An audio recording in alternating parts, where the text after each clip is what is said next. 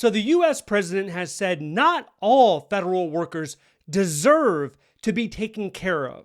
What is he talking about? Full context, that statement was given when asked, would furloughed federal workers receive back pay?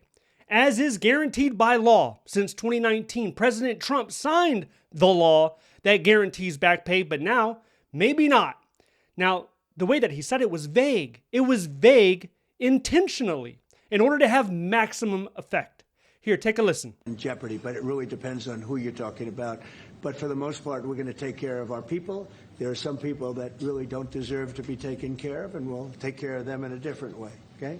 So what does this mean? I think it could potentially come down to 3 different categories of federal workers. Number 1 is the low performers, the wasteful employees, as they like to call it. So right now, if you look at the federal workforce, you have a 5-point scale in a lot of agencies. 1 is horrible, 5 is excellent. Does this mean that everybody who has a 3+ in their annual performance review, those individuals get back pay and the rest are squeezed out, the people that get 1s or 2s? Now, to be fair, only about 5% or less of the federal workforce actually receives 1s or 2s. There's a lot of inflation when it comes to performance measure reviews.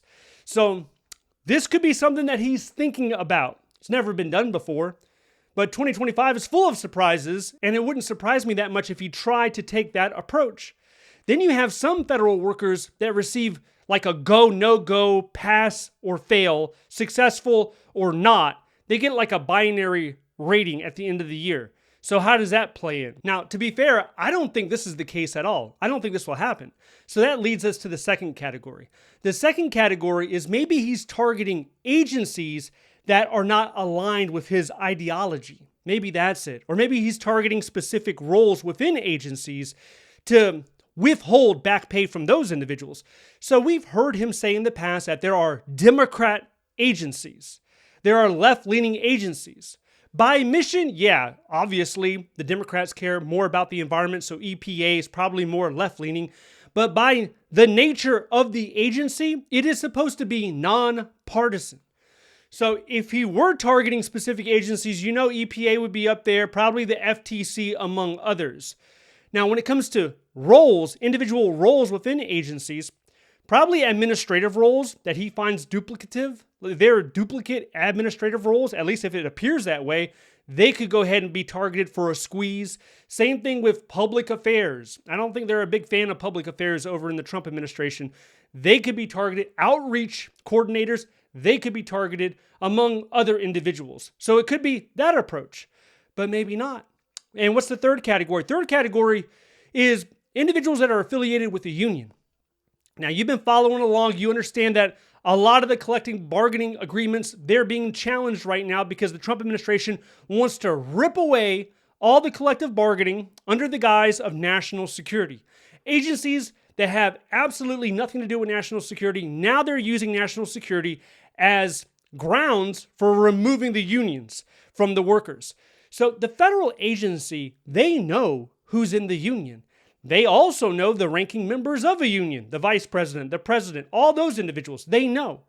They're not supposed to use that knowledge to target or retaliate against certain individuals, but that doesn't mean it's not going to happen because, like I said, there's been a lot of surprises so far, so that could end up happening. Some people believe that the president is bluffing, that this is all a cruel negotiation tactic. And I tend to largely agree with that sentiment. I believe this is largely a negotiation tactic. And it's really a shame that the federal workers have gotten in the middle of a budget standoff. And I think it's helpful for people to understand that it's not the federal worker that creates the job. It's not the federal worker that creates the problem that so many people are upset about. It's Congress who creates the job. If there's no law plus funding, there's no job. So people that are angry about the federal workforce, the size of the federal workforce, what the federal workforce is up to, they don't need to look and point at the federal employee. They need to look in Congress who funded that position, because after Congress funds the position, then it goes to OMB, and then it goes to the agency who creates that position. And they're created because there's a demand. There's a new program. There's a new mission that needs to be covered. And that all exists because of the American people's elected representatives decided that was a need. The agency, along with Congress, they decided that was a need. So the position goes on usajobs.gov, and a normal American, a regular American like you and me, maybe they're a veteran, maybe they serve the country in the military, maybe they come out of the private sector, they have skills, abilities, they have the experience, they apply for the position. They take a shot, and then they go through a series of interviews most of the time, and then they get the position, and then they have to learn and they develop through there. So it's really interesting what we're seeing throughout the country right now, where the federal worker, everyone's pointing at them as if they're the problem. Like they created their own job and now they're clinging on, holding on for dear life, trying to suck as many tax dollars as possible. And that's not the case at all. If you find yourself talking to friends or family about the situation and they're angry about the federal workforce, stop pointing the finger at the federal employee and go ahead and point it over at Congress. The people right now, they cannot reach a decision on whether or not the government should be funded. The individuals that are still receiving paychecks, and they will continue to receive paychecks. Their paychecks are not being threatened whatsoever. But I tell you what, once we get to a point where there's enough public outrage and public pressure, where it trickles down and it starts to impact the donors, the political campaign donors, and you have lawmakers in Congress that are afraid of not being able to get reelected and to keep that power, they will suddenly figure out a way. We see the light. We can compromise now. And that will be the beginning of the end of the government shutdown. And hopefully that's sooner than later. In addition to that, we have some fresh bonuses coming straight out of the Department of War. They want you to sign up for specific jobs. There's a group of jobs that they really want to fill. And they have issues with retention. They've admitted it. We can't retain people. Big mystery. Wonder why. Wonder why you can't hold on to talent. But they've come up with some really elaborate ways, doubling of bonuses in some situations, in order to retain some of their talent. And they want you to join. If you want a little more information about that, check this video out next.